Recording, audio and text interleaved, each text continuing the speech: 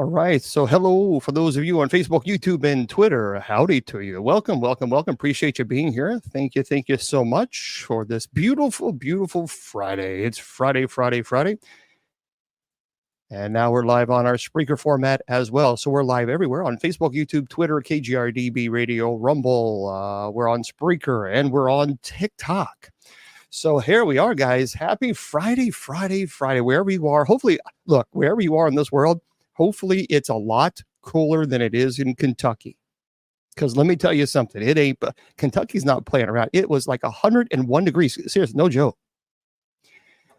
I am so tired of this heat. I am so ready for winter. Let's go. Bring it on. Come on, winter. So before you know it, I'm going to be having out my pumpkin, which is I'll have that pumpkin from the Halloween movies.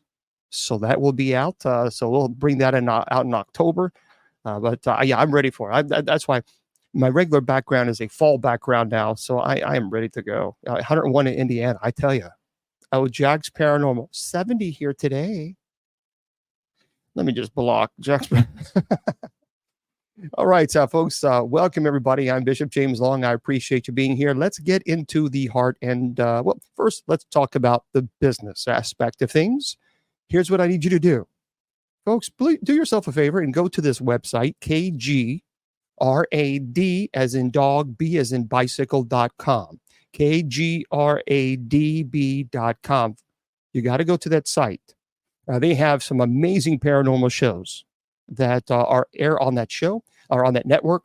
The Sacred Division, which this is the Sacred Division, it airs there as well. So, folks, please go do yourself a favor. If you love the paranormal like I do, you got to run to that site, KGRADB.com. But make sure when you subscribe, first of all, it's inexpensive, but put Bishop as your promo code, just Bishop, because you're going to get 30% off of your subscription. So, I mean, why not? 30% off? That's a good deal to me. So make sure, guys, please, please, please, KGRADB.com, put Bishop as your promo code when you sign out or sign in, actually sign up, and 30% off. I tell you, I love the site. I go to it often. You're not going to regret it. A lot of people, thank you there, Judy, and thank you for putting that in there, and thank you guys for putting that the URL in there, because we use their Spreaker, not the Spreaker, their StreamYard, so they kind of help produce all the shows. So we want to give back and help them too. So now, if you want to go to my website, it's very simple: BishopJamesLong, LONG.com. BishopJamesLong, LONG.com. By the way, on my website, if you want to learn demonology, paranormal studies, demonology, if you want to learn paranormal, genealogy, demonology, angelology, all the ologies, if you want to learn those and you want to learn for free, well, folks, don't pay an exorbitant amount of money for these online classes, to be honest with you, because many of them, to be really blunt, have had very little experience in the field, especially taking on real demonic cases. So why not take classes from an exorcist who actually have been in the paranormal field for a long time, investigated a lot of cases? So the BishopJamesLong.com, click on the class link, and you can take them for free.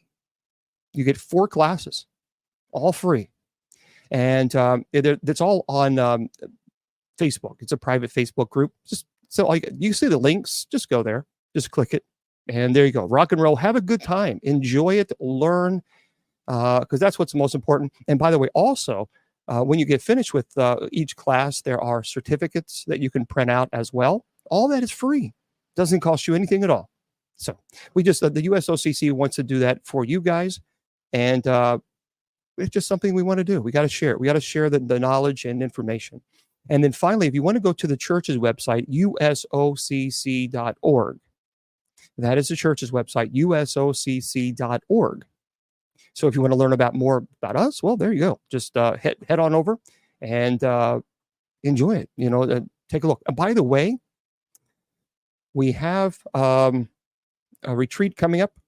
So if you want to participate, you certainly can. It's at the Todd Hall Retreat Center. That's next year, though. We have night prayer Monday through Friday at 10 p.m. Eastern Standard Time. So we really would love for you to join us.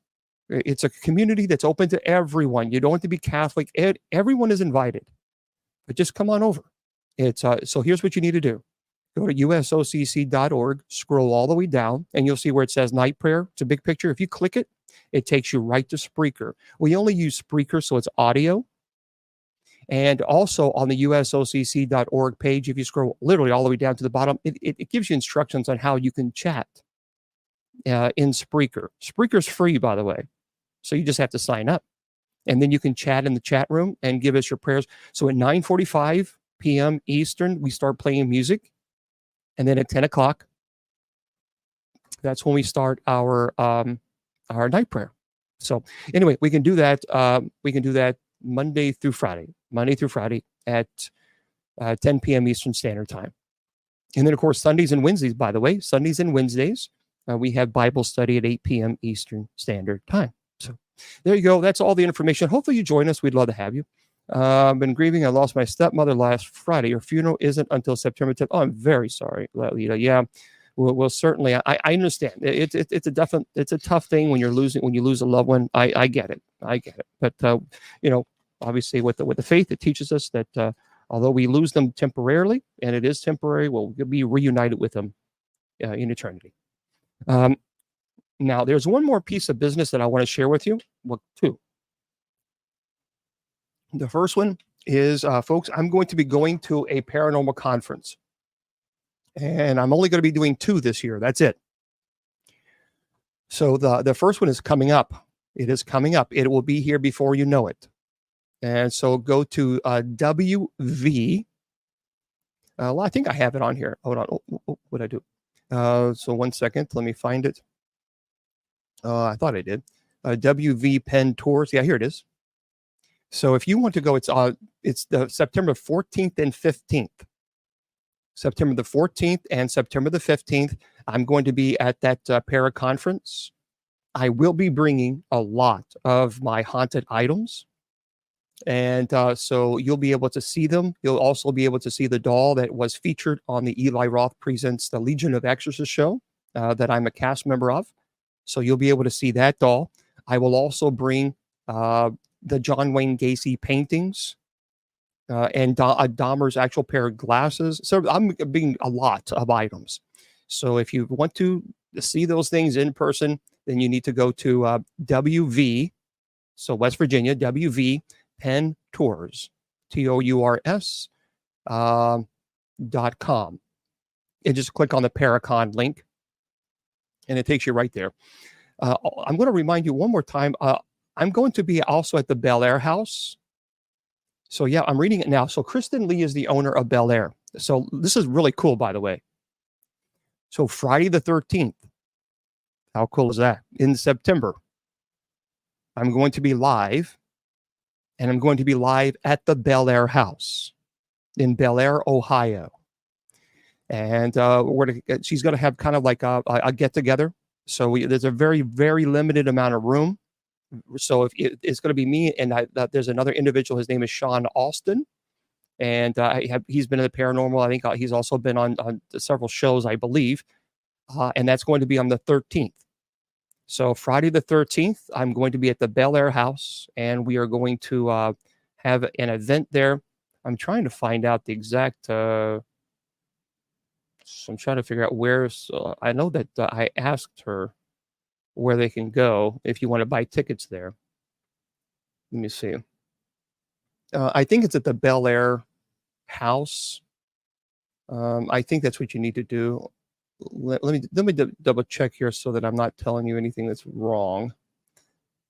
Well, if you type in Kristen Lee or go to the Bel Air House in Facebook, you can find it there. I'll get the. I know she told me.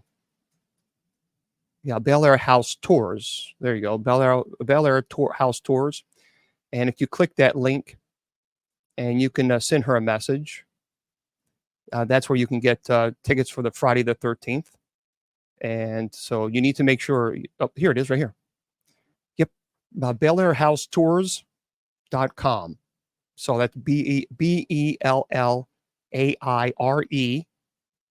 and then housetours.com. Friday the 13th. Sean Alston will be there. I will be there. Kristen will be there. And so check that out and make sure you get your tickets today. So go to Bel Air House Tours, or on Facebook, you can just type in Bel Air House Tours and send her a message. And but make sure, guys, I'm telling you, we're not going to have a whole lot of space there. So make sure you do that. And if you could, please, one more thing, and then we're going to get into the presentation.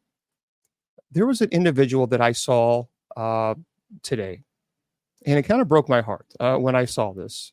So this individual has been helping a lot of people, and lately he's had a really, really difficult time.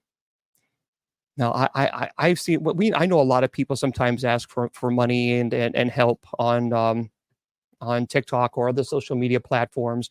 There was one person that wanting $10,000 because they wanted to move into an apartment. I'm like, really? Well, are you going to buy it? So that you can tell, okay, that's ridiculous. But this individual has really had a very difficult time.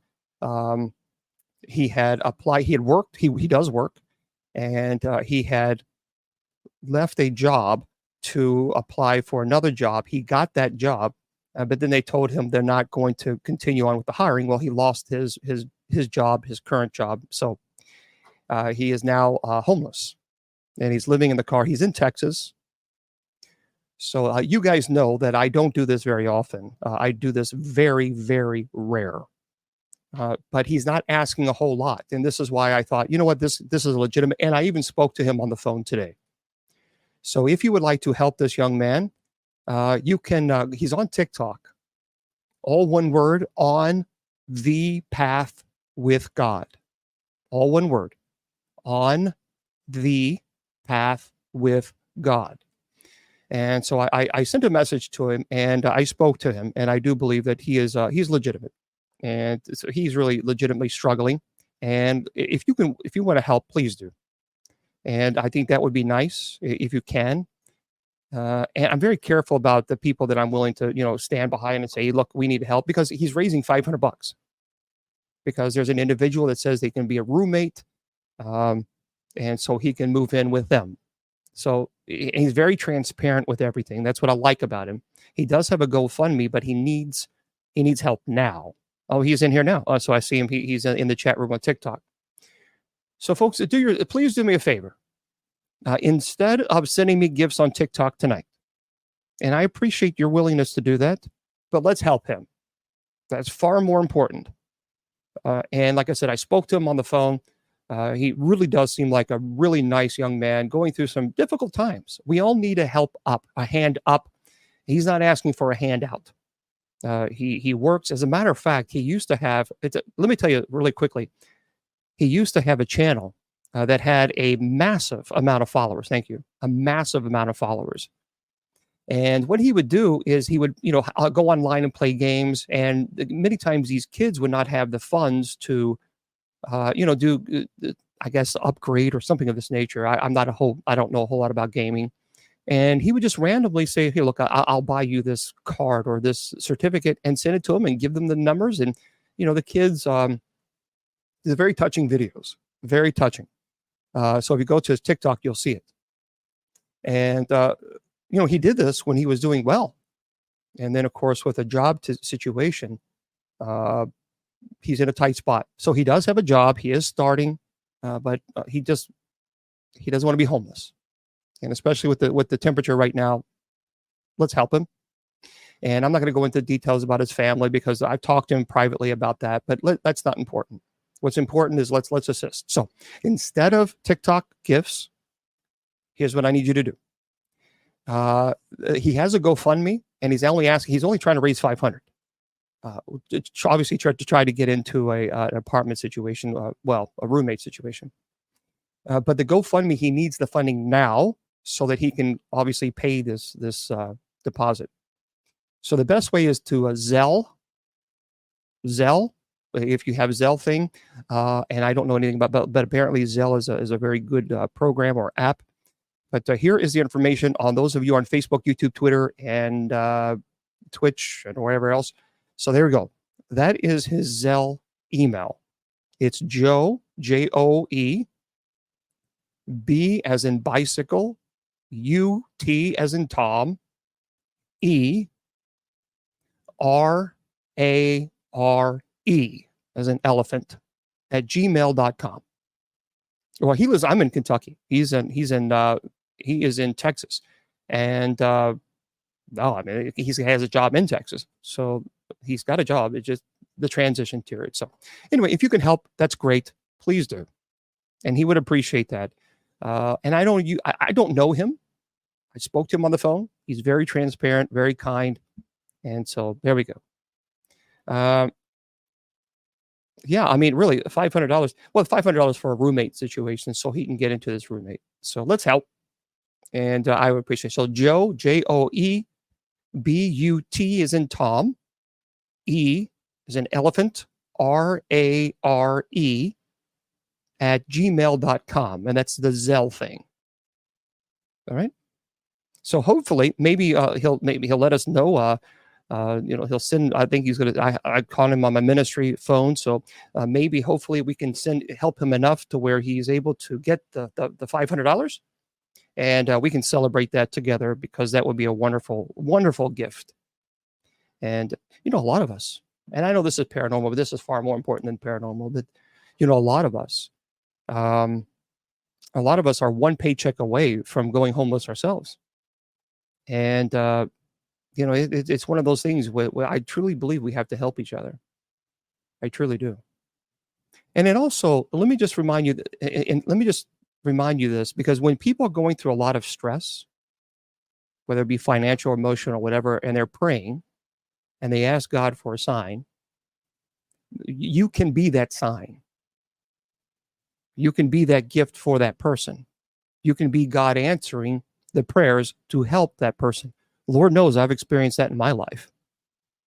So please, if you would, that would be great. Zelle, Zelle at the app, at Joe, Buterare at gmail.com. Okay. So again, thank you guys. Thank you for doing that. And matter of fact, he's in TikTok right now, and he's showing appreciation for everybody who is willing to help. So thank you guys. Okay. Well, no, he's got a job. He's just making the transition now from what he was working, and so until he's able to get into his apartment. So, all right. So there we go. I agree. God works through others. Amen to that. So there you go, guys. I appreciate it. Thank you very much. And I'll remind people later on in the show to do that as well. So, all right. So here we go, guys. We're going to talk about paranormal, the good stuff. Stuff that's kind of frightening. When you're dealing with your bank is online and won't work with Zelle. Well, he has you can go to his GoFundMe, but it takes a while to get that. It takes 5 days, so he's trying to get out from living in his car. So, okay, thank you. So let's talk about world cults, because some of the things that I'm going to share with you today is truly disturbing. I mean, disturbing, very, very disturbing. And I got to tell you, some of these people, matter of fact, this news just dropped today. So let me share this with you. Yeah, I wish we could get it, because I wish we could get him a subscription, because then he could chat with us, because in a moment I'll turn sub chat only on for the first hour. That way he can let us know if there's anyone that's donated. So, but listen to this. This is by dailymail.com. I can open the door if your hands are okay. So inside the Son of God cult leader, Apollo Quibolo's sprawling underground lair with rooms for, quote, most attractive adult slaves, if you will, as cops scour the Philippines compound for a preacher. Well, thank you. Well, thank you, Bill. That is so nice of you, Bill. You're so nice. So Bill just gifted this young man a subscription, so now he's able to chat with us. So thank you guys. You guys are awesome. Thank you. I got to tell you something. This is crazy. This is crazy stuff. Yeah, Anne Marie, I will make a TikTok video afterwards. So listen to this, guys. This is nuts. So a newly released video has revealed the haunting conditions of an underground lair in the Philippines, where women were allegedly held against their will and subjected to terrible abuse and exploitation by a religious cult. So the Philippine National Police shared footage of officers navigating a sprawling maze of rooms inside the Kingdom of Jesus Christ compound. That's the name of it. On Saturday, in search of a wanted preacher, Apollo Quidboloy, I think it's called. Thank you. And video cut between the squalid conditions of rows of beds, bare concrete walls, and debris littering the floors, and the contrasting neon lit corridors believing to have housed vulnerable women. In footage obtained by the local Daily Tribune, police sweep a room ostensibly linked to Amanda. It's a key whistleblower who has helped expose alleged abuses within the church, claiming as many 6 million followers. This guy has 6 million followers. The underground network of rooms is understood to span 3 levels, 2 reserved for the most attractive women, kept near FBI most wanted preacher Apollo Quidboloy as offerings, and the third reportedly used to confine other women. Thank you guys for that. That's very kind of you. Hundreds of officers backed by riot squads were involved in the dramatic raid on Saturday as police closed in on the preacher. This is what's so bad about it. Well, the fact that he's holding women against their will. But he's a self-proclaimed appointed son of God, is what he calls himself, who is still believed to be hiding in this compound, by the way. This is nuts. This is truly crazy. Now, this guy, video showed some of the horrible corridors inside the underground bunker as police swept through in the early hours of August the 24th. And police appeared to be in a basement of the compound, leading to a flight of stairs and decorated interior walls. Debris, including piles of wooden planks, lay spread out on the ground as police conduct their search. Another room of various furniture items can be seen left out. And a large unlit room contains what appears to be rows and rows of wooden beds raised slightly off the floor. Clothes can be seen left out to dry amid the apparent living quarters. Pillows and water bottles show signs of life inside the enclosure. Shoes still in line in cupboards outside the rooms, and personal belongings appear around another large vacated room.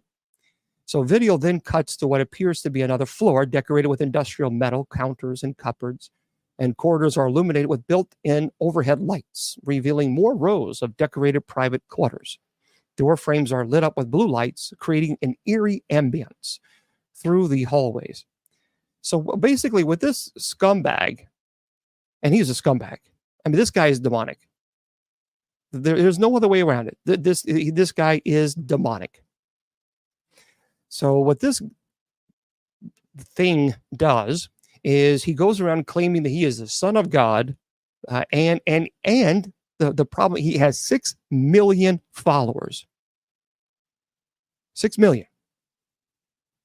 And he is now having these women and even young girls held against their will.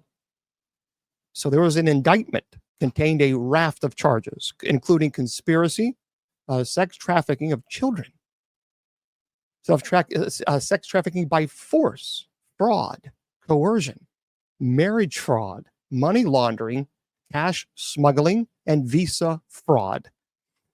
This is the time where you need to find this demonic human being, and you need to throw him in prison for the rest of his life.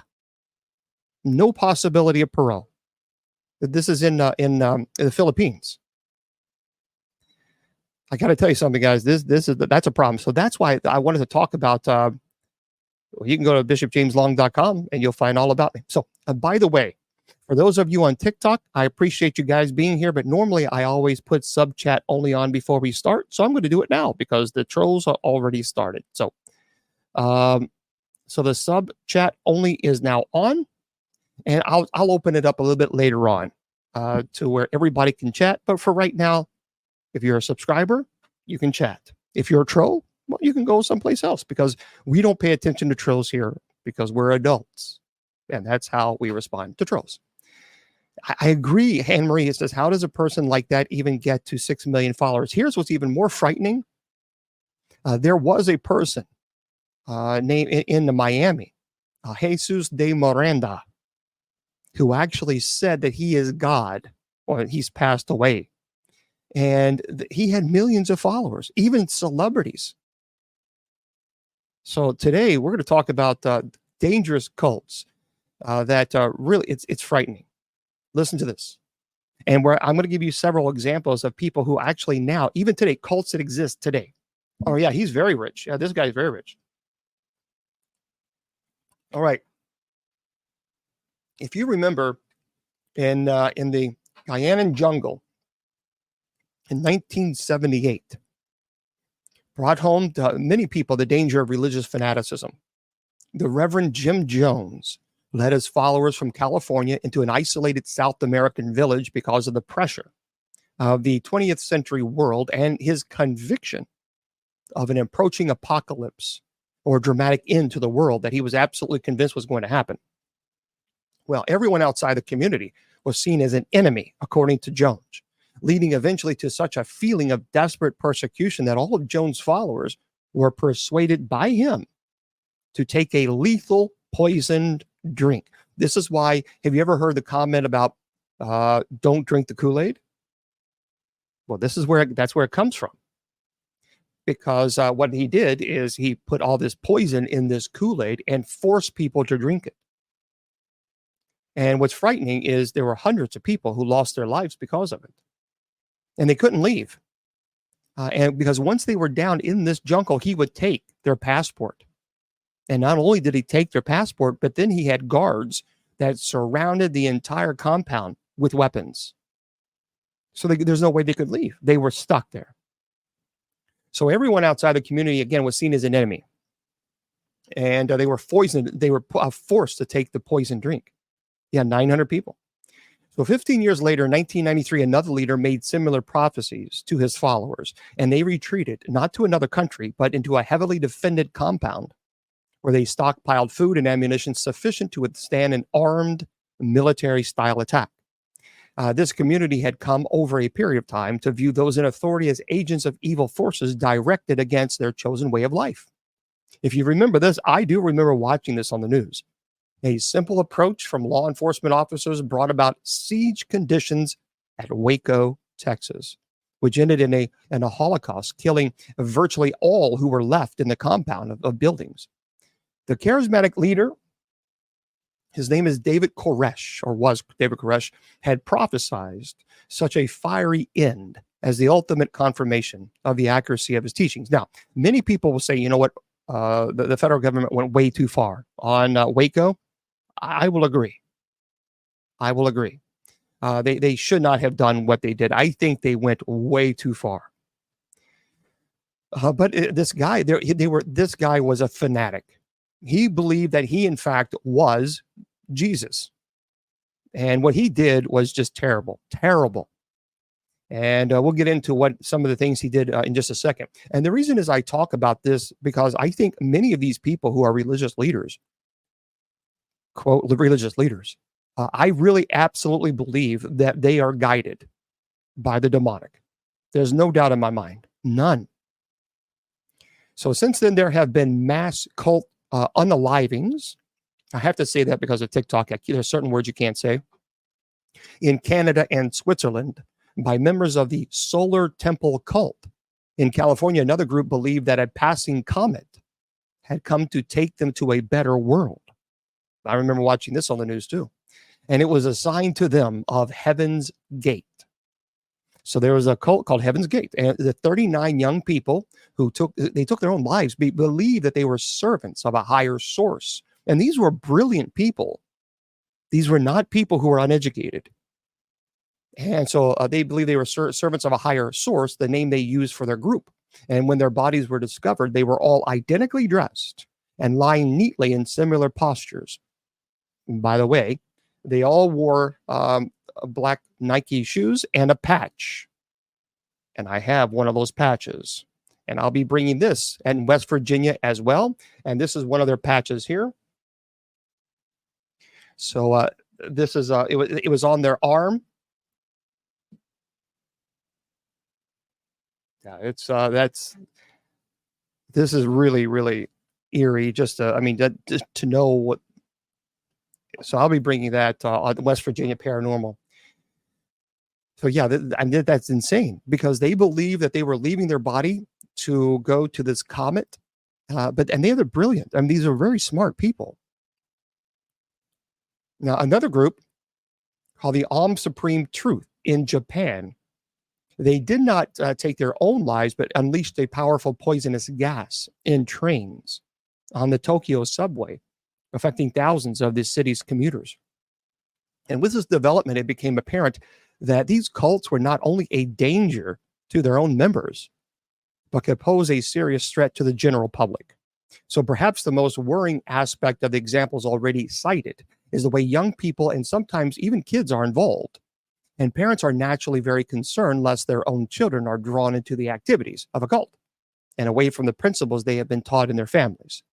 And again, for those of you on TikTok, I'll open it up for everybody for the chats at the top of the hour. So that way everybody can chat. So just heads up on that. But right now it's sub chat only on for TikTok.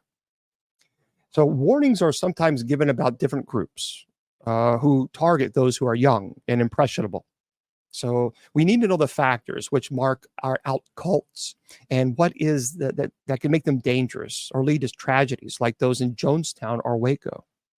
So first of all, we need to first of all determine the factors that create a cult. And I mean, is anyone who believes differently from us automatically a member of a cult? Well, no. I mean, some literature circulated by various cult help group suggests that any organization which does not accept the teachings of mainstream Christian churches is a cult. I disagree.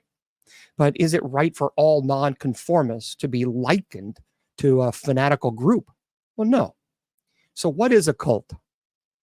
Well, governments have struggled with the concept of outlawing organizations they believe to pose a danger and have generally followed the definitions, really the mainstream definition, to determine which organizations are cults and which are organizations that are religious in nature.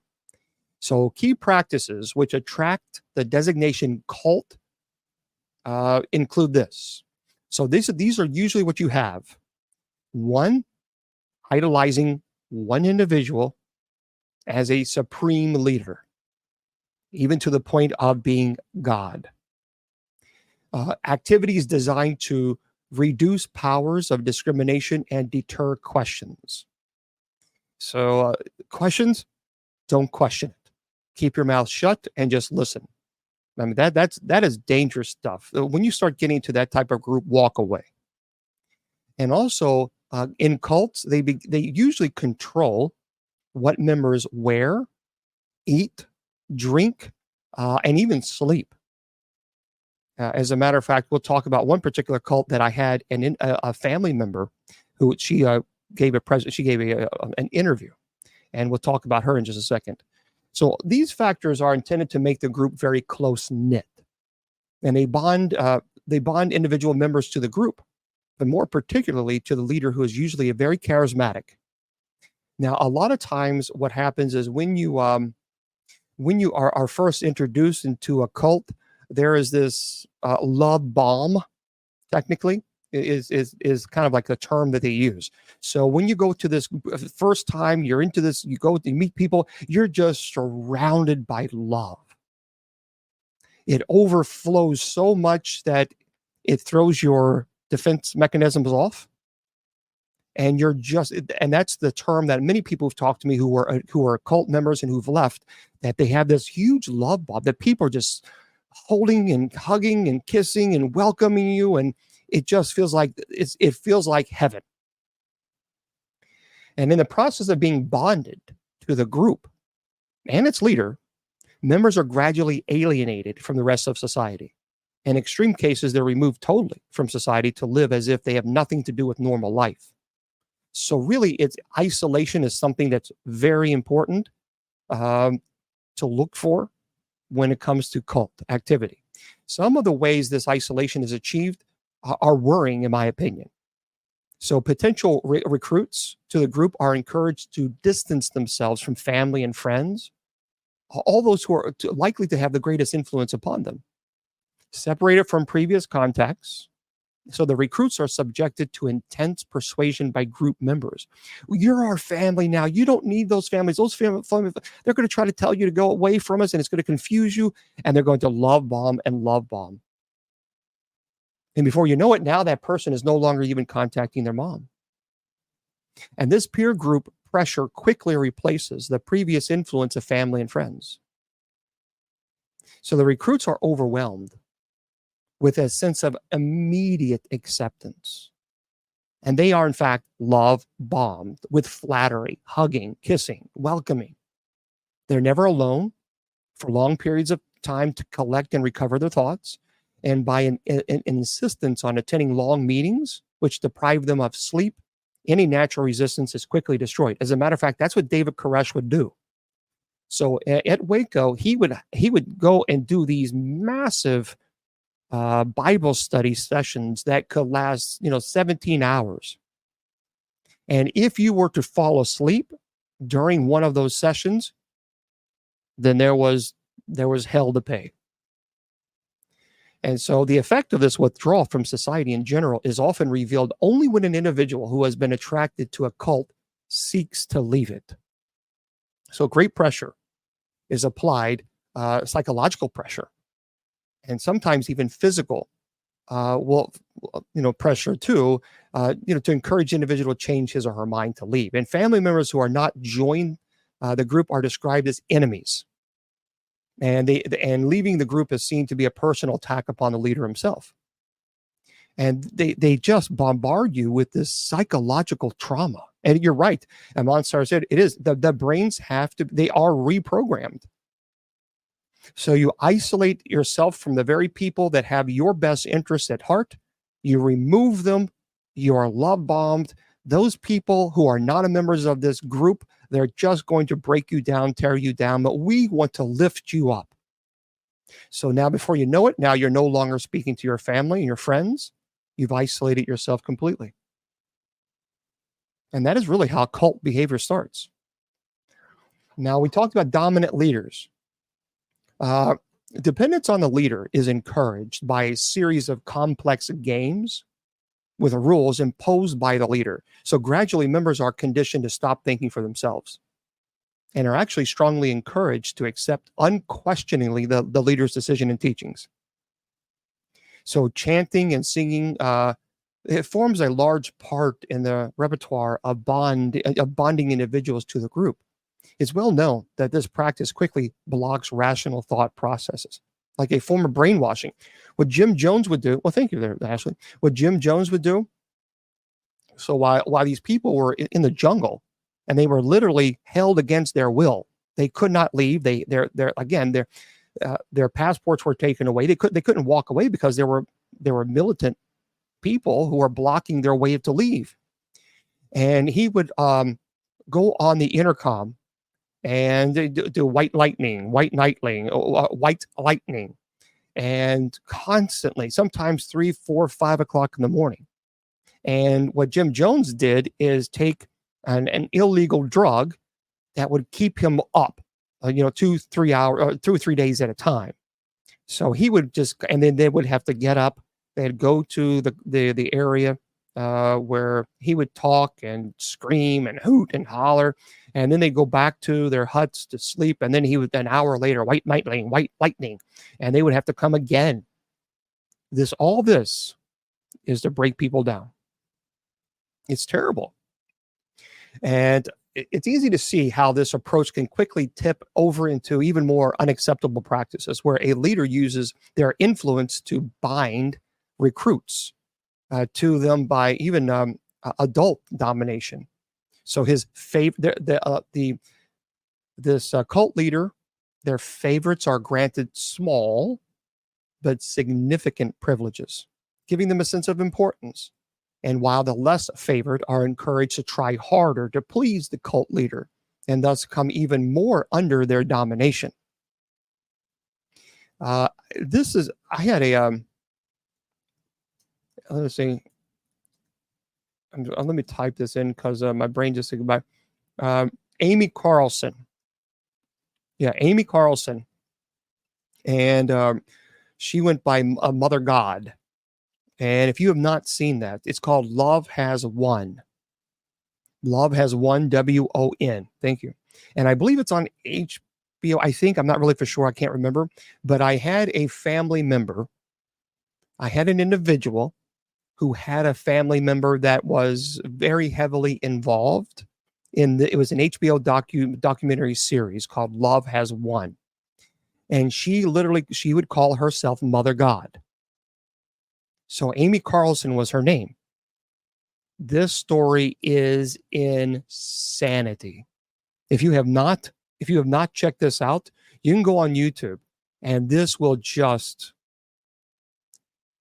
When I saw the behavior of this woman and how she treated the followers, I mean, they treated her like God.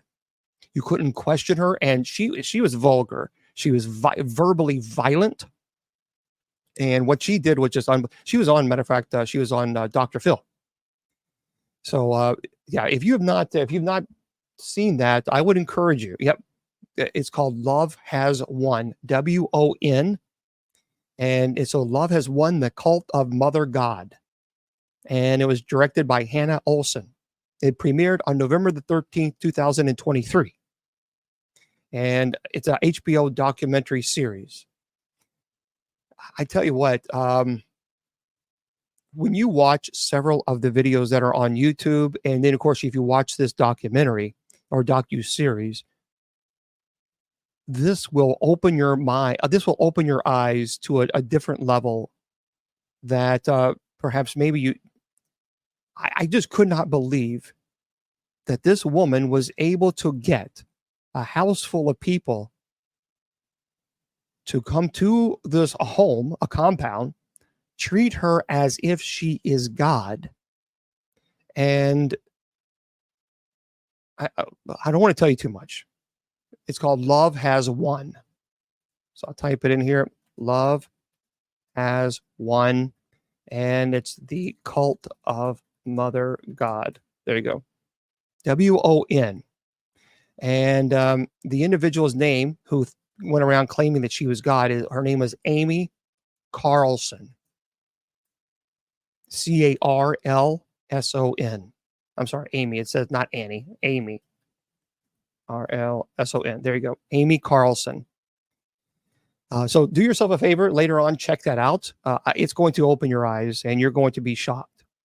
So, and that's what happened. That's exactly what happened. So she would, and Amy would find men and get into a relationship with these men, and then she would claim that they're Father God. But now they were inferior to her because she was Mother God. So, and a group referred to these men as Father God.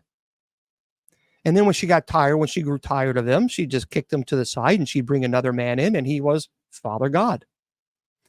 Folks, I don't want to give it away, but if you've not seen it, go watch it.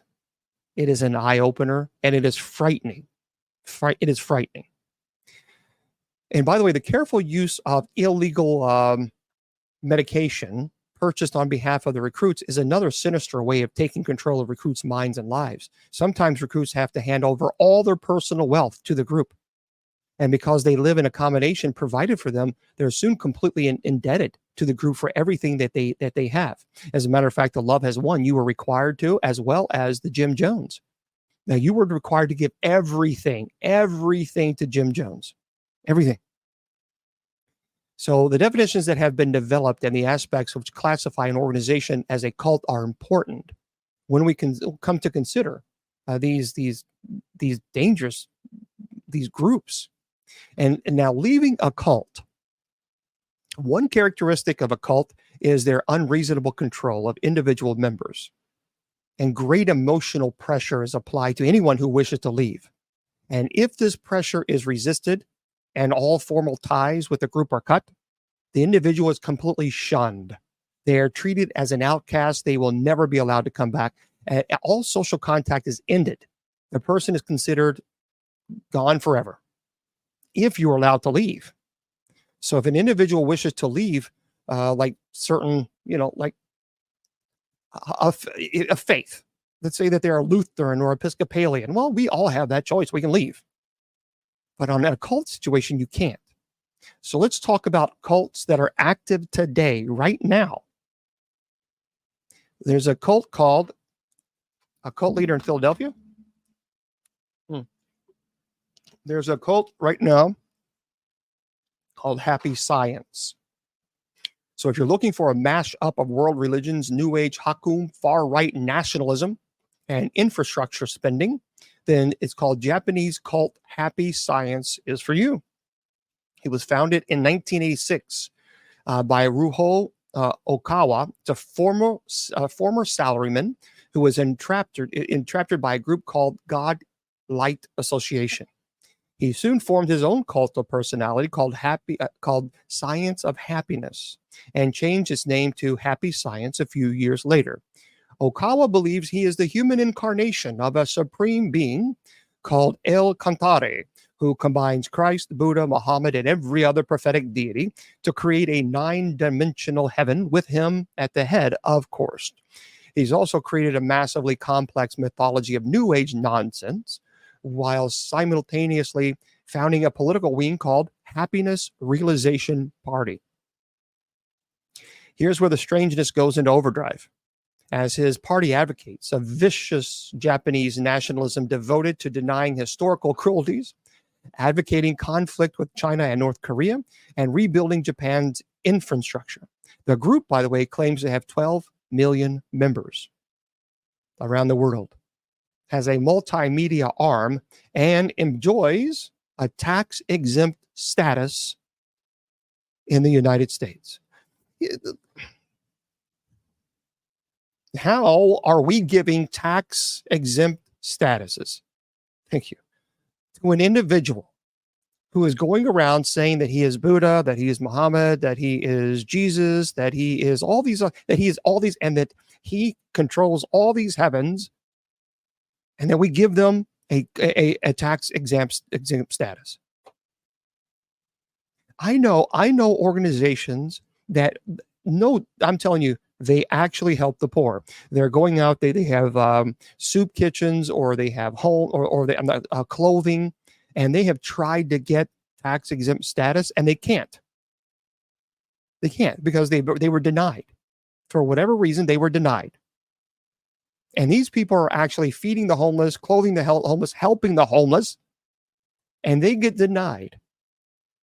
But yet this clown who goes around saying he's Muhammad and everybody else, and that he has all the keys to heaven, gets a tax exempt status. Folks, if you can figure that out, then you know what? Then I guess I don't know.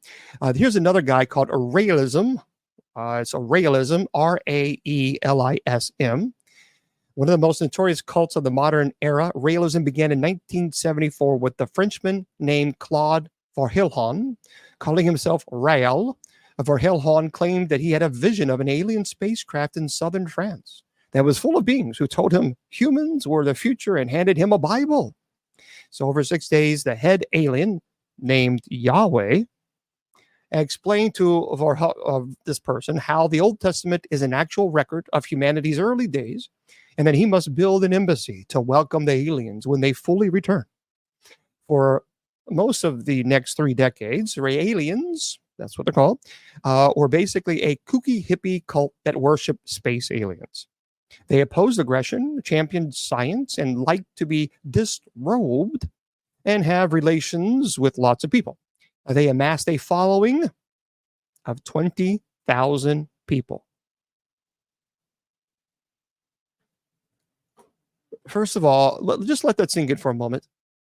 20,000 people follow this group where the leader says that that an alien came to him and his name is Yahweh. Anyway, became extremely popular in Asia. Then in 2002, things got weird, don't you think? Or weirder. So a Raelian-owned company called Clonaid claimed to have done the impossible and cloned a human, allegedly a baby girl they named Eve. And everyone went crazy, with the White House even weighing in. Lawsuits were filed and claims of dozens of other human clones popping up. And to date, by the way, no evidence of any actual clones has appeared. But the company continues selling embryonic cell fusion device for $9,000, despite knowing nobody knows what it does. The next group is called the Brethren, also known, by the way, as the body of Christ. Some people refer to them as garbage eaters. See, the Brethren are an apocalyptic offshoot of the 70s Jesus movement, eschewing worldly possessions and earthly pleasures to purify themselves for the coming end of the world. Brethren members essentially live as vagrants, doing odd jobs to survive, eating trash, avoiding bathing and medical treatment, and giving whatever money they do they make. Obviously, they give it to the group. They also forbid dancing and no laughing. Can't laugh until the return of Jesus. They bar members from communicating with family and forbid contact between binary genders.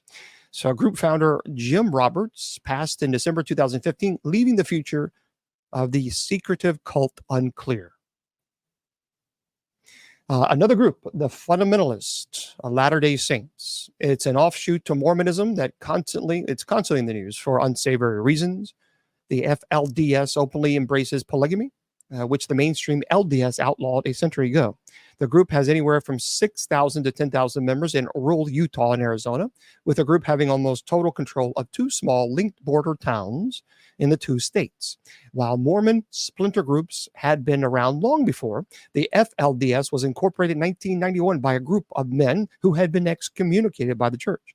They went through a range of leaders who all declared themselves to be prophets, until being taken over by Rulon Jeffs in 2002. Now, he passed shortly thereafter, and his son Warren Jeff, or obviously we know all of that, took over. And it was under Warren Jeffs that the FLDS practice of child marriage, bigamy, incest, racism, abandonment of teenage boys, and child abuse became public knowledge.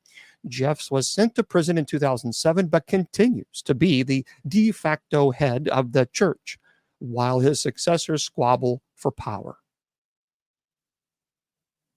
Another one, the 12 Tribes, formed in 1972 in Chattanooga, Tennessee. So the 12 Tribes have gone by a number of names and have an international presence. Formed out of the Jesus movement of the early 70s by Elbert Spriggs, the group started as an offshoot of a prayer group for teenagers, which broke off from their Presbyterian church after a January service was canceled in favor of watching the Super Bowl. Spreading quickly around the South, the group embraced the peace and love vibe of hippie culture and sought to recreate the first-century Christian church described in the book of Acts. And as such, they have no formal ties to any branch of Christianity, practice Messianic Jewish beliefs that teach Jews were responsible for the unaliving of Christ, and seek to establish 12 Israeli tribes around the world to obviously bring in the end of the world.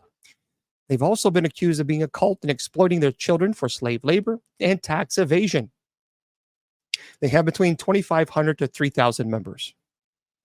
This is insane. The Nuwabian Nation, formerly known as the United Nuwabian Nation of Moors, this is a cult of personality based around founder Dwight York, combining Christianity, ancient Egyptian iconography, African rituals, and a belief that aliens are coming. So the nation believes that 144,000 chosen people will be taken away in a flying city, spirited to Orion to prepare for the final fight against Satan. Shockingly, York's mishmash of New Age concepts, Black Power militancy, and ancient Egyptian religion caught on, and that's a sad part, because it caught on in both the hip hop community and rural Georgia, where York built a massive compound made with donated funds. So this guy's mythology grew, incorporating cloning, racial theory, cosmology, anti-government conspiracies, and a bunch of things. So even as the cult grew, York was under investigation, and he finally and was finally detained in 2002 for running by the way, a massive child trafficking ring comprising as 1,000 individuals. He was sent to prison for life, good, and his compound was seized and demolished. The group, by the way, still exists, though in much smaller numbers. I just, when you think about this and you think about some of the things that people are falling for, you just, I don't know, it's scary. It's scary. It gets worse. The next one is the Congregation for the Light. So the Congregation for the Light avoids the backwater compounds common to many cults, instead having its headquarters in the heart of Manhattan.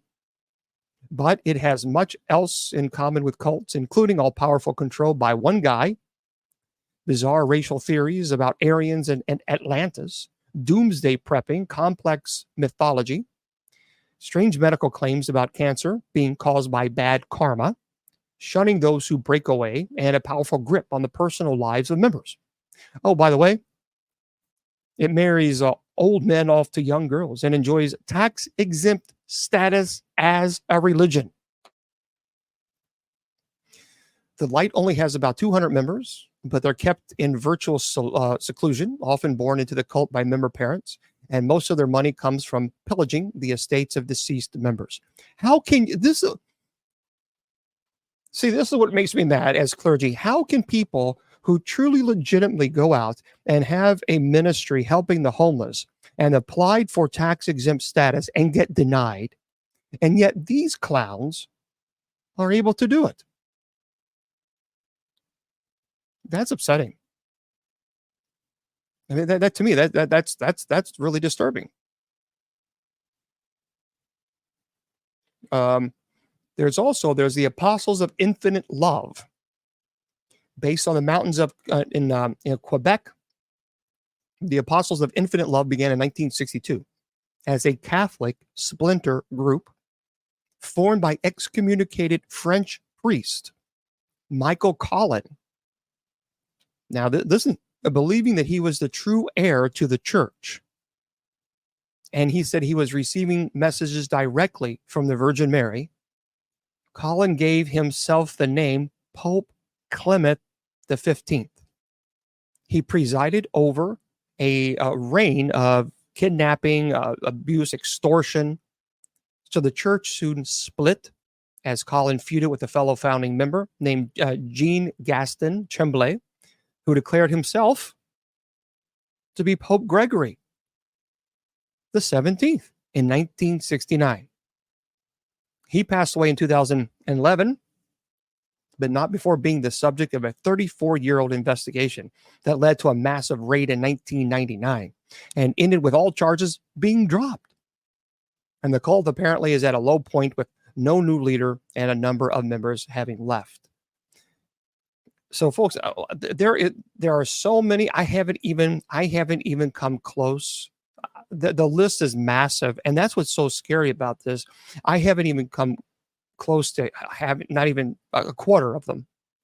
And when you read about some of these cults and people falling into it, I think people just want to feel like they're part of something, a group. But unfortunately, they get involved in these groups, and it's not good. But we can go on and on and on about all these people. Now, there's a lot of people, by the way, who's claiming to be God. Let me tell you about this. No, see, the Masons, you can leave it anytime you want. You can leave it anytime. A cult is a group where many times you can't leave. But listen to this. There are people who have claimed to be God. And this is by the Monitor. And I want to read this to you guys. This is crazy. I'm going to try to get this guy's name. This guy is Desdeo Bisaka. He was a regular teacher and a Catholic catechist in Uganda until 1980, when he reported a revelation where powers to heal and save were vested in him. And with his new conviction, he left the Catholic Church, founded his own church, Faith Unity, in 1981. He also changed his name, and he wrote a book to his followers to use as their Bible. And Bisaka's followers are concentrated in certain areas and believe that he is actually God, and will take off their shoes and kneel when approaching his presence. They also emulate deity by wearing white clothing to worship and practice polygamy. So the 83-year-old Bisaka had 5 wives, and he believes he's God. This guy, Moon Sun Myung, he founded the Unification Church, had a large following in the United States and South Korea in 1970s and 1980s. The church is famous for its mass weddings. To mark Moon's 90th birthday, the church held a wedding of 40,000 couples. So Moon, who was born in North Korea, was raised in the Presbyterian, claimed he saw a vision of Jesus at age 15. And it was revealed to him that he, Moon, was anointed to represent the kingdom of heaven on earth. Still, he managed to go on and train as an electrical engineer in Japan, and he later moved to South Korea and founded his church. Moon passed away in 2009 at 92 years old of several complications, including kidney failure and pneumonia. There are people after people after people after people who claim to be, in fact, God. And it is a frightening, frightening experience. But there is, that's the problem, is there is an increase, we see a dramatic increase in cults. And to me, it's quite frightening. So I'm going to open up to everybody on the chat so we can have the conversation and go from there. Yeah, and again, folks, don't forget, I will be going at the paranormal conference. So if you would like to attend, we'd love to have you. And by the way, next week, I'm going to have Willie Windwalker on, and we're going to talk about vampires. And he's going to talk to us about some cases that he worked that he's talked to me. These are really interesting stories. These are really interesting cases.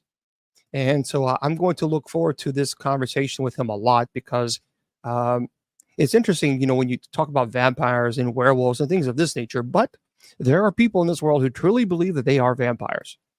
And I've been trying to reach out to one and sending him multiple messages, but I'm going to still try to get him to come onto the show. I think it would be pretty cool. Just at least get his perspective and see what he has to say.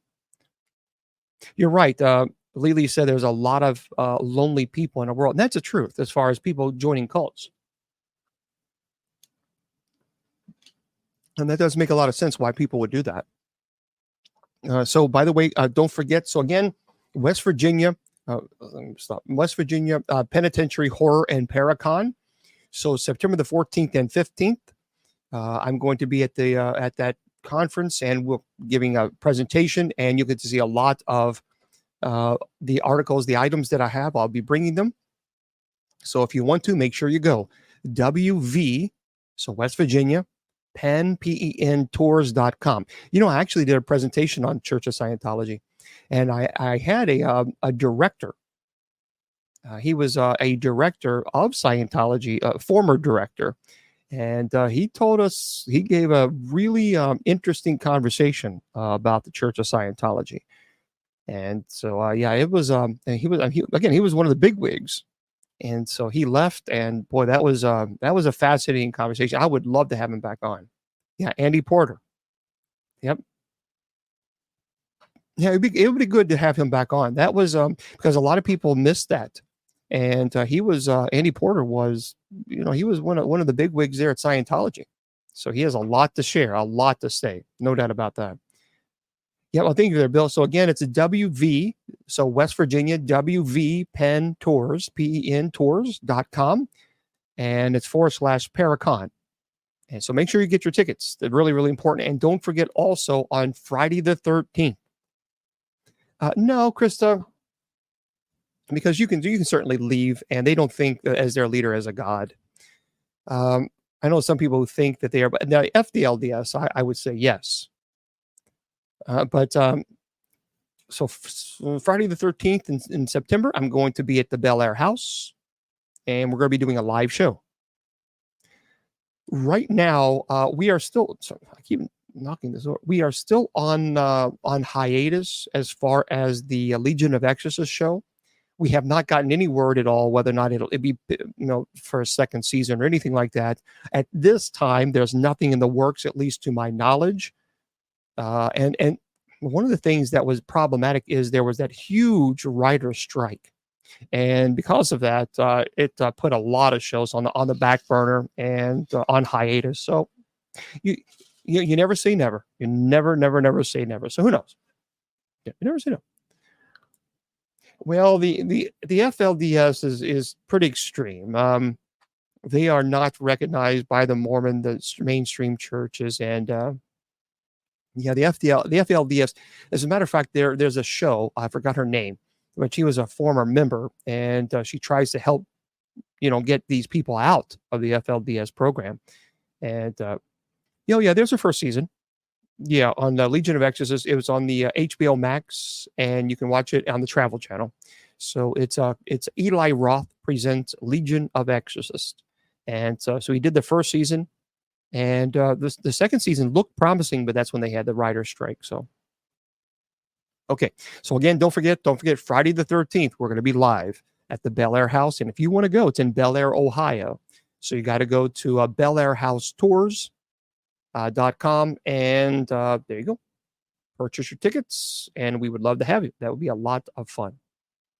Yep. Okay. Oh yeah. Have you ever seen these time traveler people on TikTok? Have you ever seen that? These people drive me crazy. And what even drives me even more crazy is that people actually buy into this nonsense. Yeah, you should. Yeah, it's an interesting show. So listen to this, and I will have the doll with me. So the doll will be with me at the West Virginia Pen Tours. So they will be there, plus a whole host of other items, the Gacy paintings, the Dahmer glasses. I will have this patch here for Heaven's Gate, and a lot. I have a lot of items. But listen to this. So this is by Douglas Charles. These people, I don't know why people buy into this.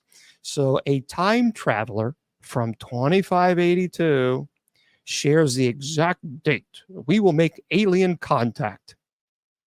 And what's fascinating is so many people are like, tell me more. It's like, oh, come on, people. Well, anyway, so here it is. It says humans love to believe in things that may or may not be real. It's why conspiracy theories and predictions of the future are so popular. Well, just the mere idea of something like aliens or cryptids like the Loch Ness Monster and Bigfoot. Now, I believe Bigfoot exists. I do. I'm sorry. I believe Bigfoot exists. There are way too many credible people who are coming forth and saying that I just think there's something there. Another thing people love to believe is real, even if it's unlikely, are time travelers, which I do not believe. So one person who posts on TikTok, and I'm not going to give the username because I'll go ahead and okay, I'll give you the username. So let's follow him and find out how many things do not come to fruition so that people can finally realize that this guy is doing this for views. The Time Traveler 2582. You know what I should do? I should do a duet on that and roll my eyes 15 times.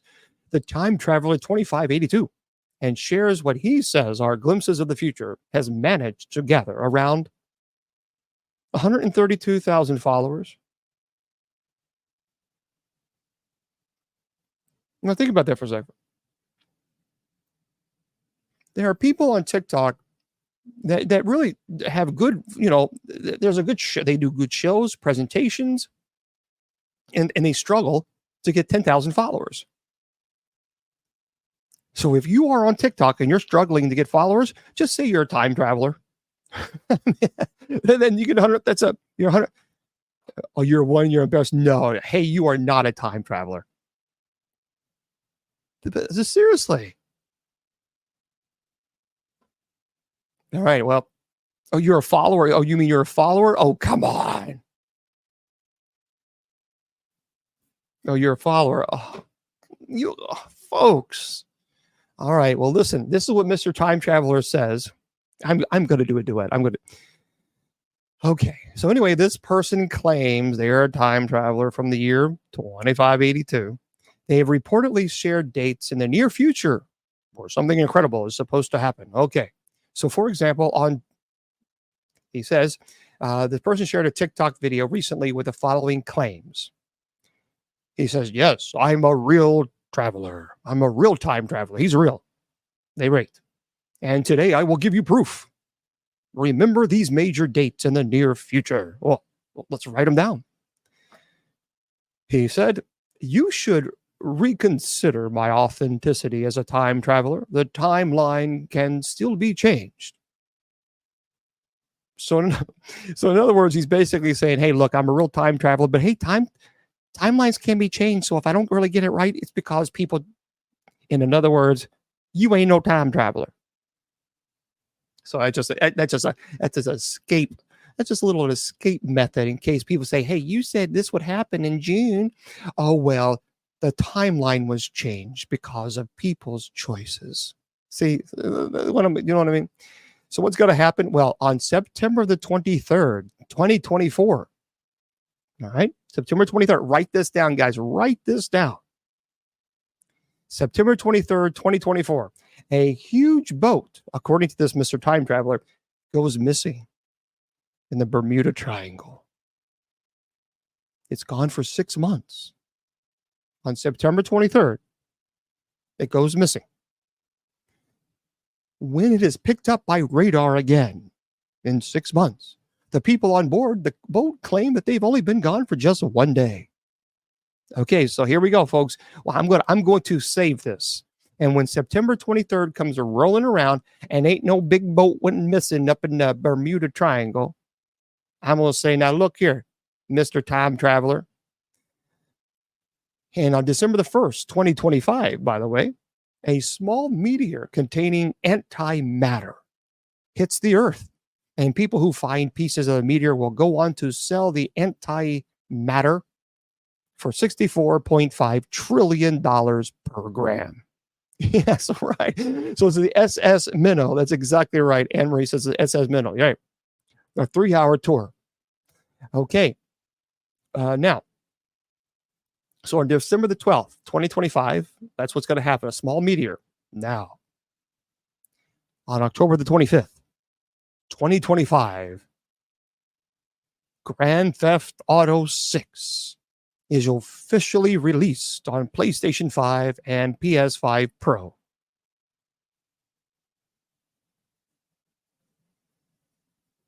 You're a time traveler, and the only thing you're telling us about Grand Theft Auto is going to be released on October 25th. Dude, seriously? I mean, really? You're a time traveler, and this is what you're going to bring back? We don't care. I mean, I guess some people are like, woohoo, Grand Theft Auto. Okay. All right. So a new era happens, they write. The Great Reset cannot be avoided. You have been warned. And while that's all good, by the way, it's the date of August 27th. Of course, it's August 30th now. But this is what the Mr. Time Traveler said. August 27th, 2024, that really has gotten people's attention, because here's what the time traveler claimed would happen on August 27th. 3 days ago, claimed that a mysterious gate is discovered in a cave. It is closed. That's what a gate normally does. And that's his words. It is closed, but it will be opened. It will lead into an alternative universe with new form of life discovered. Some of it will be brought back to Earth. Well, Mr. Time Traveler 2582, it's August the 30th, and no gates was ever found. So I guess maybe you kind of missed up on that one, maybe? Oh, wonderful. Okay. Yeah, so, have you sent me a message on Facebook or YouTube or TikTok? And by the way, the time traveler has been very generous with their warnings over the past week, with a third video that claims that on the day we open that portal to an alternate universe where aliens live, there's a massive solar flare that causes blackouts all over the world. And well, it didn't happen because the gate was never found. But anyway, folks, well, see, the thing is if this is all you have to do to garner followers, is to say, I'm a real traveler, a time traveler, and don't tell me that I'm not. And here are things that's going to happen. If that's all you have to do to garner followers, I find it sad that people who work and work and work and work to try to build an actual community struggle with doing so. But this guy, no, he's a time traveler. I'm going to, speaking of aliens, yeah, I'm a time traveler. I'm a time traveler, and this is real. This is not fake. Here's the question: what happened when the prophet of God did not have the right prophecy? Which prophet are you referring to? Now, listen to this. Right, and you don't have to be a time traveler to know that 2025. That's what they've been talking about. Grand Theft Auto being released then, but they still don't even know. So anyway, okay, this is by T.K. Randall. So a woman from Missouri claims to have regular encounters with alien visitors. Starseed people, yeah. There's a lot of cults. I mean, literally, folks. I could do a 3-hour presentation just on cults alone. When I was doing my investigation on this, there were so many cults. I thought, how am I going to go over these in 1 hour? There's no way. Because there were so many. There were so many. And that's the problem. I'm really, I think I'm just struggling with how many there are. And I don't know. So anyway, the Seventh-day Adventists, I know there's a lot of controversial beliefs. And as far as if they believe in certain Sabbaths and things of this nature. But one thing that I'm not aware of, I don't think that an Adventist pastor ever said, I am God. And that's what's an issue with these cults. These cults, basically, they prop their leader up to be a god or God himself. And that you have no authority to even question this leader, none whatsoever. So we have to be careful with labeling, well, that's a cult and that's a cult and that's a cult. When I look at a cult, I look at it, it always revolves around one person, or always revolves around one person who is propped up to basically be unquestionable, perfect God. You can't question that person at all. And if you do, then you'll excommunicate it, or you're even tortured. So I just the Seventh-day Adventists are they consider them pretty orthodox, and so I kind of am a little bit hesitant with labeling people like that. I've never been to Utah. So anyway, this woman from Missouri claims to have regular encounters with alien visitors. Lily Nova, who describes herself as a star seed, someone was asking about star seed earlier, spotted her first UFO back during the pandemic. So Lily, who hails from St. Louis, Missouri, has taken up several hobbies during lockdown when she first started seeing unexplained objects in the skies above her home. She says her first encounter with aliens and UFOs was very intense. I went outside for some fresh air one night and I immediately locked eyes with bright light hovering over the neighborhood. She said, I started investigating and realized it was a UFO. She continues and says, seconds later, I looked away briefly, and when I looked back, there was a second craft that was much closer. I could actually see the triangular shape of the craft. The UFOs did some impressive maneuvers to show me that it wasn't a regular aircraft before they disappeared above me. And before long, she was reporting similar encounters on a daily basis. Now, she said, during my encounters, I've also been able to see what the beings look like. One of the first beings I saw was a girl with light blue skin. She had no hair, but she was very beautiful.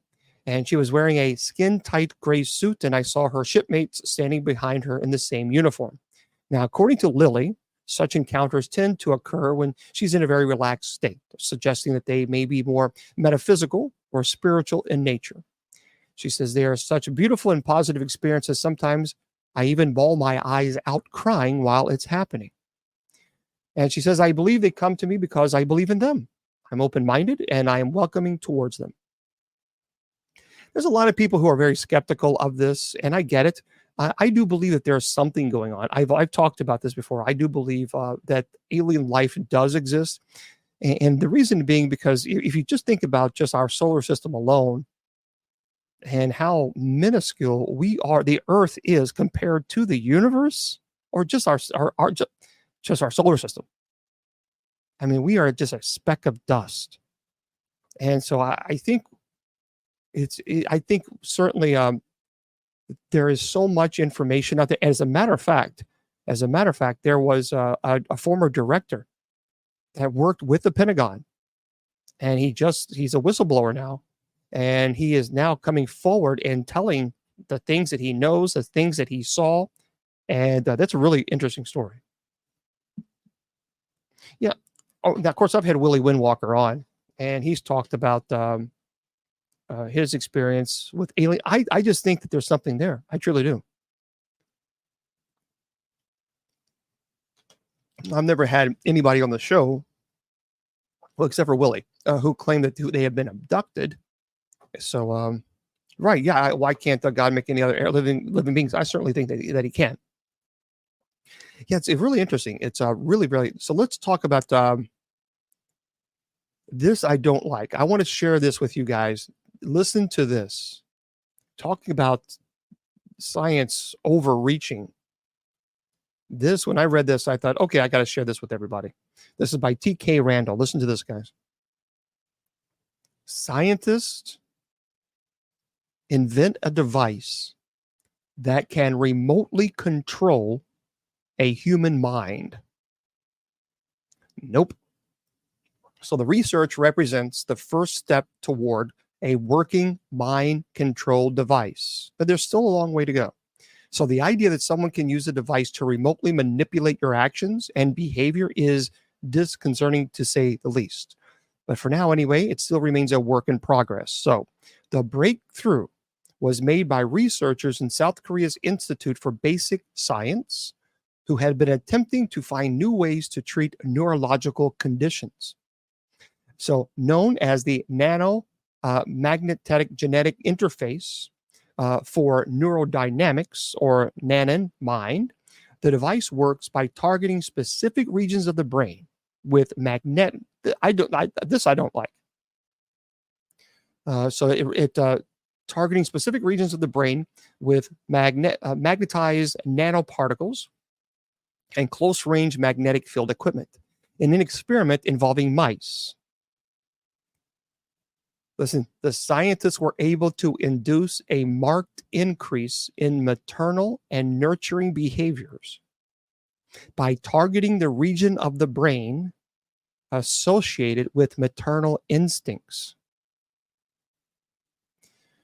So it says, quote, this is the world's first technology to freely control specific brain regions using magnetic fields, said the director from South Korea's Center for Nanomedicine.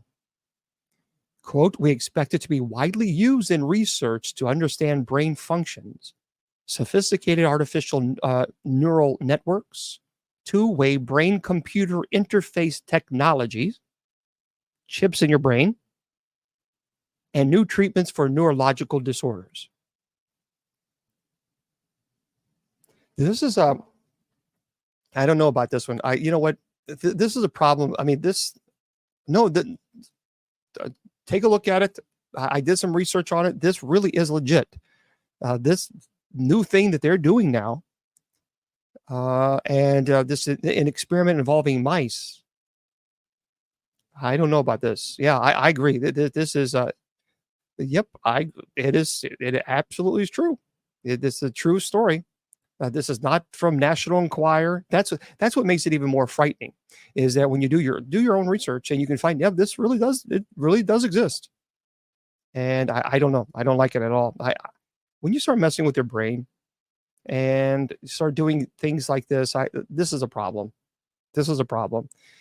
And let me just type this out.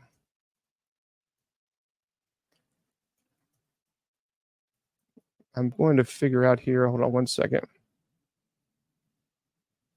Okay. Yep. And for those of you saying, "Well, I don't buy it," or I don't agree with it, this is Institute for Basic Science. There's also Popular Mechanics, Popular Institute Technology, India Today, Institute for Basic Science, Binance, WION, MSN, Mirage News. So it's everywhere. It's all over the news. Let's see, the TATFA, of course, Instagram, Newsweek. So it's everywhere. So yeah, there you go. You're right. So this is also, there's a procedure that uses magnetic fields to stimulate nerve cells in the brain to improve symptoms of major depression. This is called transcranial magnetic stimulation. Emilio put that in there. Thank you there, Emilio. So I didn't know this. So it's called transcranial magnetic stimulation, TMS for short. And Emilio says it's a procedure that uses magnetic fields to stimulate nerve cells in the brain to improve symptoms of major depression. You had it done, Emilio. Emilio, you have to tell us now. You have to tell us, did it work? This is now, see, this is fast. Oh, you had that. So Bleep says I had TMS done. Wow. And it did. So, okay, Emilio, did it work? Wait. So it's a lobotomy. Now I'm really. Okay, you know what? Yeah, I'm trying because hold on, Emilio. Let me ask you a question, Emilio. Would you want to go on air and talk about this, because this to me is fascinating? So Emilio said it is not lobotomy. So Emilio, would you be interested in calling on air? Excuse me, guys, my eyes are really dry because of my allergies. 1 second. I'm in Kentucky and my eyes are so dry. Oh, yeah, gosh. Yeah, it's allergies are terrible here. Okay, Emilio. Now, folks, please. Emilio, here's what I'm going to do. I'm going to put the number for the ministry phone in the chat room, and folks, this is pretty cool.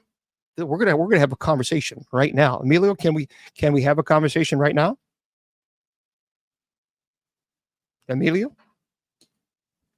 So if you can call, then I would love to have you call right now, and so we can have the conversation. So I'll put the phone number in, and you can call. And if you could tell us about this, because I think this is fascinating. Okay, all right, guys. So we're going to talk to Emilio, who had this presentation or this thing done. Hold on, put this on here. There we go. All right, so we're going to have Emilio call in just 1 second. 1 second there, Emilio. Okay. Yeah. Okay. So I'll put it in here. Hold on. And again, I normally don't have this phone ever with me, but I have it because I did some ministry calls, and so there you go. There you go, Emilio. Like I said, normally I never have that number. I don't ever have that phone, but yeah, give us a call right now. And let's talk about this because I am really interested in this transcranial magnetic stimulation. Oh, there we go. Okay, Emilio, how are you? 1 second. 1 second. There we go. So, Emilio, are you there? Yes, for sure. Well, hey, I appreciate. Thank you so much for your willingness to come on and chat with us and tell us about this. About this procedure. It's called transcranial magnetic stimulation.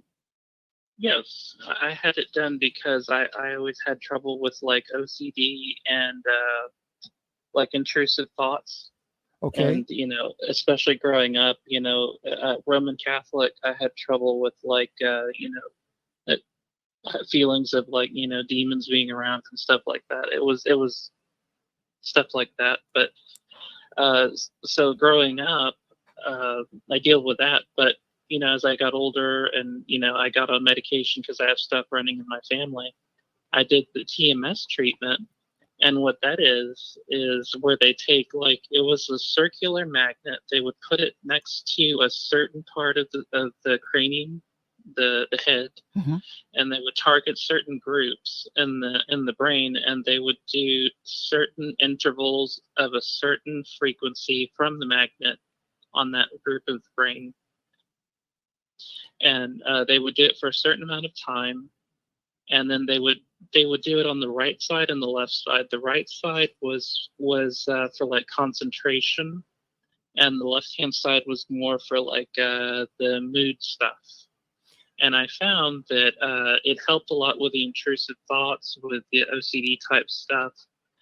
My only negative with it was it made me feel a little bit, what is it, anxious?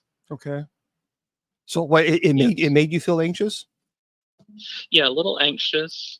Is that were you anxious prior to having the procedure? Is that why it called anxiety? It caused anxiety, or it just increased anxiety after the procedure was done? Only temporarily during the procedure. Okay. And then afterwards it died down, but the intrusive thoughts didn't come back. The OCD was so much better. I'm still on my meds, but the TMS really helped. I would do it again if Wow. I had to do it. Now, is this normally covered? Is this experimental? Is this covered by insurance, or is it considered experimental?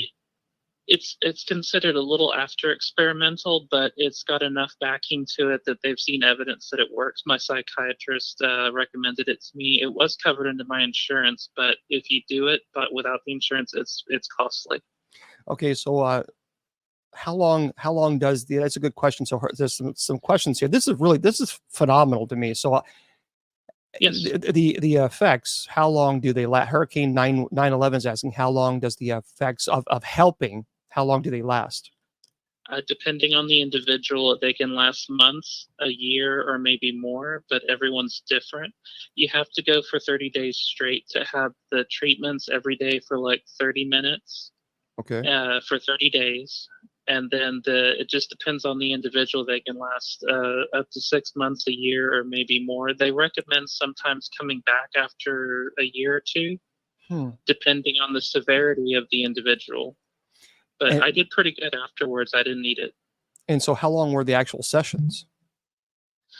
30 minutes to 45 minutes and no sedation. I see someone asked if you were sedated. It's all you feel is like a little tap, tap, tap on your hairline. That's all you feel. There's no local anesthetic. Okay, so you lay down, you have a big magnet on this side. Okay, a big magnet here, and then you have a device above you, and you have so there's no pulsating. It doesn't cause headaches because I know I've heard some people are Well, saying it might yes. cause headaches or something. Does that bother you? Any side effects?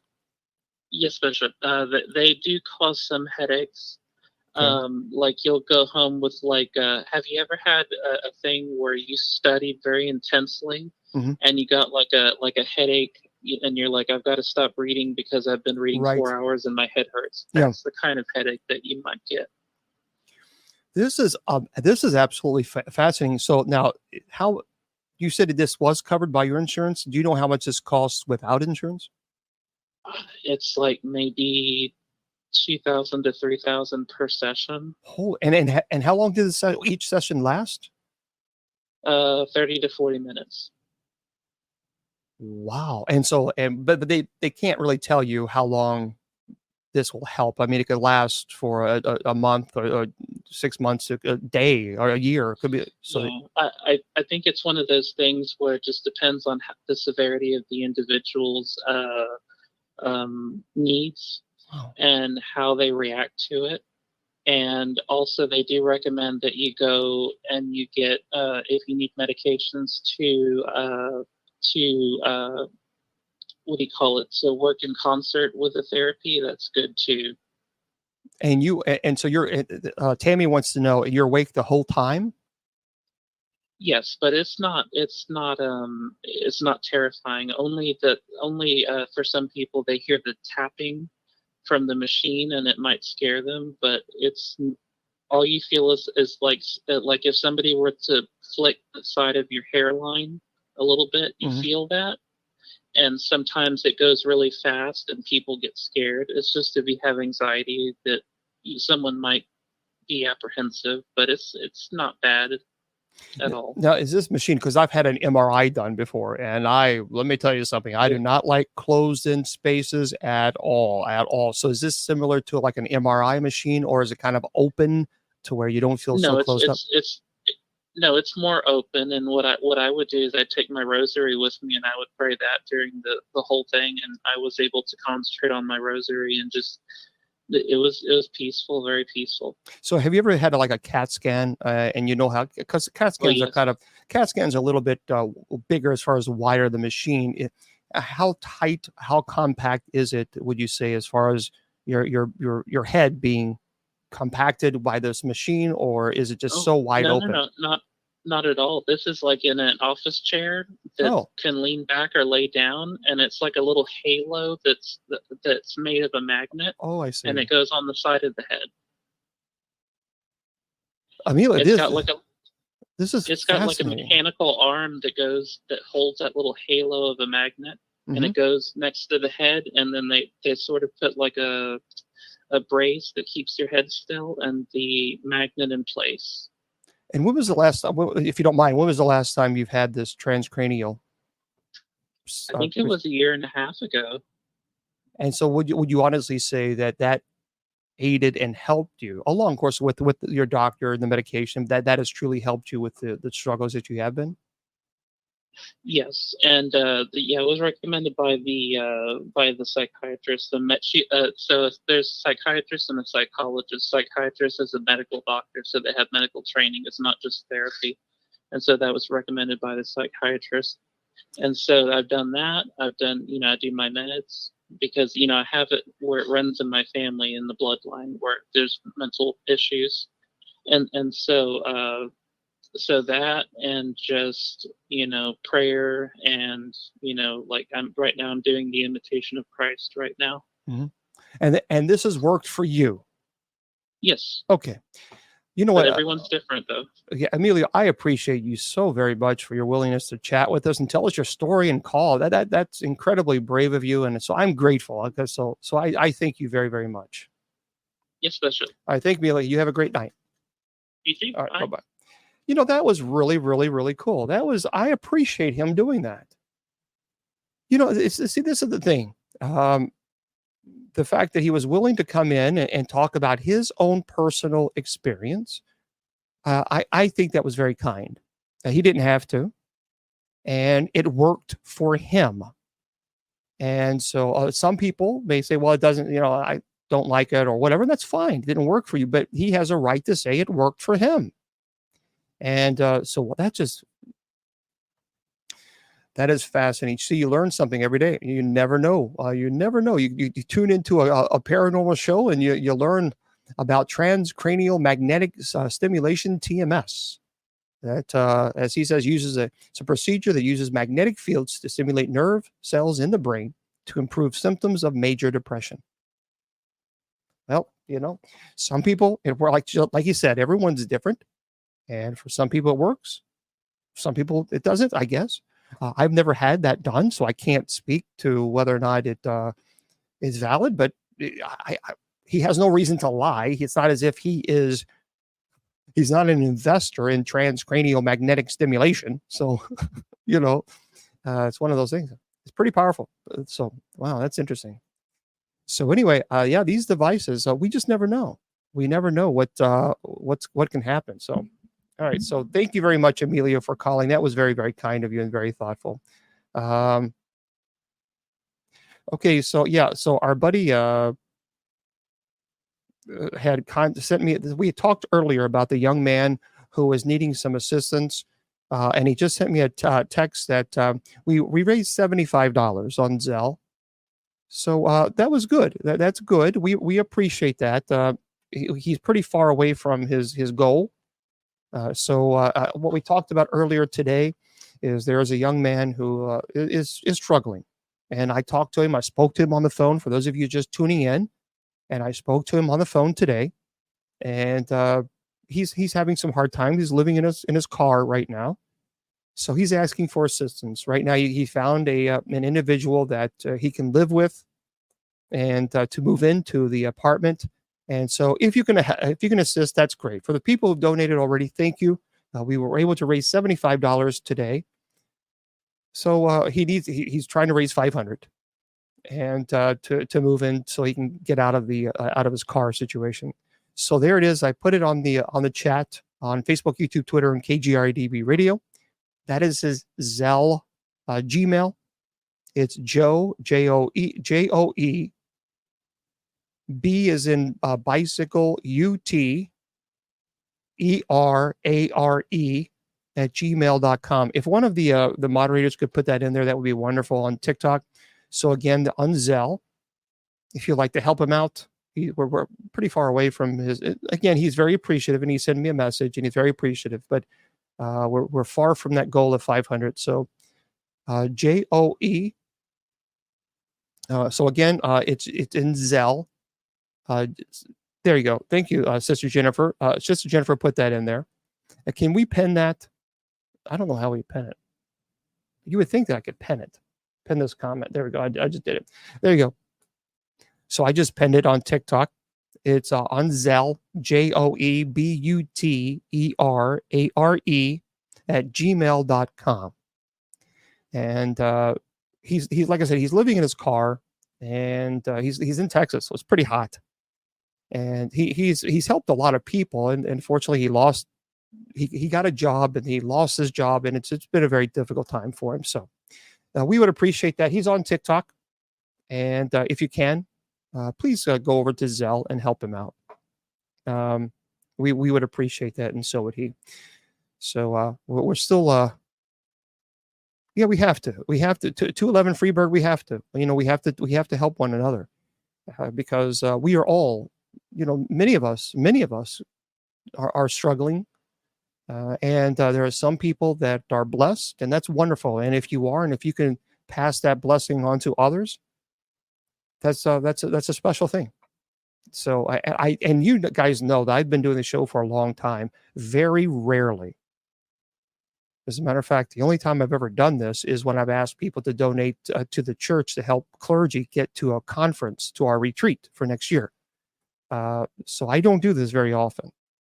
And when I do, it's because I feel that God has placed it in my heart, and I want to pass it on to you guys. And so again, please consider, that would be right. And there he is, On the Path with God on TikTok. On the Path with God. That is his TikTok username. So you can follow his story. Yep, sure can, Krista. 1 second. There you go. It's on Zelle, Zelle, the app. And that is his Gmail. So like I said, we raised $75, which is great. That's a great start. But his goal is 500. Like for example, I saw the other day, someone was saying they need an apartment, and they were asking for $10,000. Like, give me seriously, stop ripping people off, stop scamming. But when I saw him and I saw his videos, and when he legitimate $500 to move in with somebody, they were just, you can feel the scammers after you've been in the ministry for over 2 decades. You can kind of feel them. You kind of, yeah. So I spoke to him on the phone today. He was very, very nice, very kind. And so let's help him out. Let's help him out. And the more we can help, then the better we can help everybody. And I'll pin that one more time. That way it's pin this comment. That way everybody can see it on TikTok. So thank you guys. Thank you. And he'll let us know. If he hits the mark, he'll let us know. And if you would, just send me a message and let me know. Let me know where you are as far as your funding, and I will make a TikTok video too. We'll get there. So for Facebook, YouTube, Twitter, and KGRDB Radio, there is the email or the Gmail account for Zelle. Okay. So thank you guys. Now I'm not leaving, but tomorrow we're going to be here, by the way, and we're going to be here at 8 p.m. Eastern Standard Time, and we're going to have open mic night.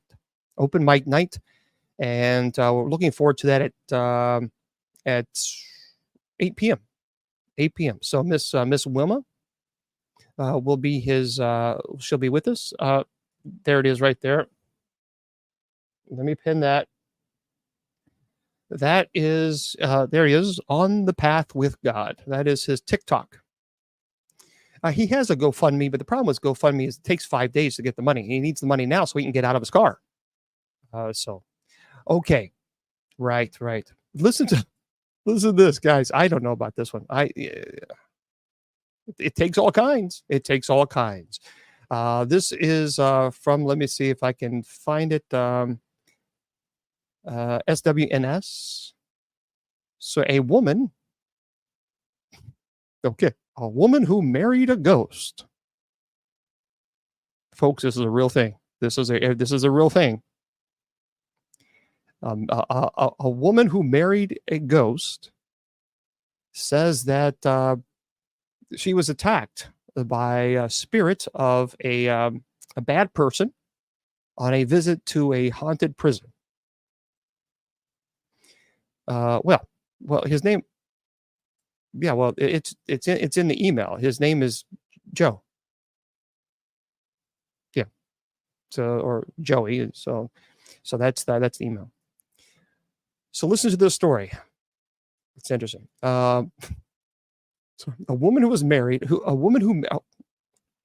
married, then divorced a ghost, has summoned the spirit of an American mass person like John Gacy and bad people in prison's death row. Well, spooky singer Brocarde says that she conjured the ghost of Carol Edward or Eddie Cole at the Nevada State Penitentiary in the USA. She was conducting a paranormal investigation at the former jail and says that he tried to possess her. Bacardi from Oxfordshire in the UK was filming while locked inside this chamber on death row. So the singer says that she was pulled towards the execution bed as she entered a trance-like state after being tormented by the ghost of the late Carol Cole. And Cole was an American serial killer who was executed, by the way, in Nevada in 1985 for unaliving 2 women. And he was also convicted of unaliving 3 other women in Texas and is believed to have unalived up to 30 other people. So Bacardi says who once married and divorced the ghost of a Victorian. Serious business. Marriage is serious. So she married and divorced the ghost of a Victorian soldier, you see. So she said it was the most terrifying place she'd ever encountered. She said, I've had my fair share of uncomfortable encounters with ghosts, but the Nevada State Penitentiary is easily the most terrifying place I've ever visited. It's so active. The prison is huge and pitch black dark. I could barely stomach being in there. I could feel eyes on me and somehow following me constantly, heavy breathing and groaning noises in my ear. Yeah, because they wanted to marry you. You went into a penitentiary. So you married a ghost, and all the other ghosts said, hey, look, you know what? She's single. Hey, she's single. Hey, you in cell 31. She might divorce you, though. I'm sorry. You know what? Okay. She married and divorced the ghost. Okay. I guess, hey, it takes all kinds. It takes all kinds, but I don't know. Yeah, I'm seriously, what do you do? And by the way, those of you who like Mothman, Well, there's a Mothman Festival that's going to happen. It's a big, huge, gigantic festivals. Yeah, talking about soulmates. Yeah, there you go. So this is by Jessica Patterson. Jessica Patterson, very quickly. Oh, gosh. The Mothman Festival brings entertainers, paranormal speakers to Point Pleasant. We're going to talk about that tomorrow. It's coming up in September, and I'll give you the dates and all this information. It's a big, big, big, big, big event. So, yeah, we're looking forward to it. Maybe the ghost husbands don't mind sharing. I it's one of those things. What did I miss? I was doing Zell. Yeah. Krista, that was funny. That's so funny. So Krista Hartman on Facebook, she says, "What did I miss? I was doing Zell." So she was donating to our friend Joe there, and she came back, and Bishop Long is talking about being married and divorced of a ghost. So, yeah, Monstar said, "I bet he was quiet." Yeah, that's why she divorced him. I don't know. What are you gonna do? Yeah, so we'll be here tomorrow at 8 p.m. Eastern Standard Time with our open mic night from 8 to 8:30. We just have a good time. To Miss Wilma and I and Judy Ann will be joining us. We have a lot of jokes. We just have a good time. And then at 8:30, we go into your paranormal stories and demonology and things of this nature. So we'll have a good time. We're looking forward to that. For those of you who are on Spreaker, I'm going to say goodnight to you guys. Yeah, it's already wrapped up. Did they have any ghost babies? I'm not going to touch that one with a 10-foot pole. Not going to happen. Remember, tonight we have night prayer coming up. We'll play music at 9:45 p.m. Eastern Standard, and we go live at 10 p.m. It's strictly on Spreaker, and you can go to usocc.org, scroll all the way down to where it says night prayer, and bam, take it right there. We'd love to have you guys. My friends on Facebook, YouTube, Twitter, and Rumble, and KGRADB Radio, and TikTok, I always tell you your value does not decrease based on someone's inability or refusal to see your worth. You are priceless. And don't let anybody tell you or convince you otherwise. Next week, we talk about vampires. Good night. The Sacred Division has been brought to you by Bishop Long's online paranormal course. Learn demonology, angelology, paranormal studies, and genealogy. It's 100% online, and you learn at your own pace. Please go to www.bishopjameslong.com and click on the paranormal course link.